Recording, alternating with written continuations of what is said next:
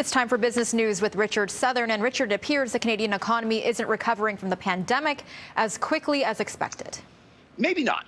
Because, Melissa, we got the July jobs numbers in today. And you remember what happened in July. You and I were doing the stories. Hey, the economy's reopening, right? Yeah, it was great news. Great news, restaurants reopening and all this, right? So we thought, okay, people are going to be getting rehired.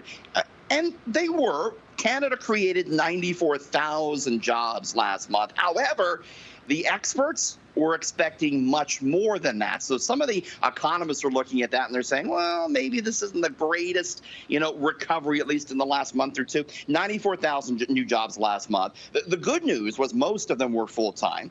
All of them were in the service-producing sectors. The unemployment rate did fall to 7.5%. And there was one encouraging detail, Melissa, in that those employed Canadians were actually working more. The number of people who worked less than half their usual hours fell by 10%.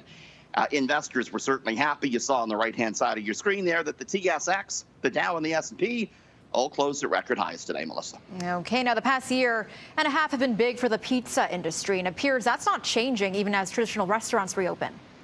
I've been doing my part, I can tell you that much. Me too. Definitely enjoy a good pizza. I mean, listen, they did really well, the pizza delivery guys, during the pandemic. It was so easy to order a pie in, and of course the companies were already geared towards that. But a funny thing has happened. Pizza delivery sales have continued to surge, even with the restaurants open, even with the pandemic waning.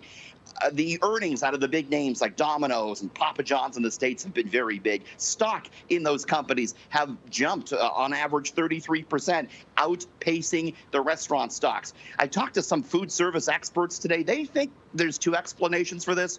First of all, we kind of maybe got used to ordering the pizzas and the wings in, and we like it.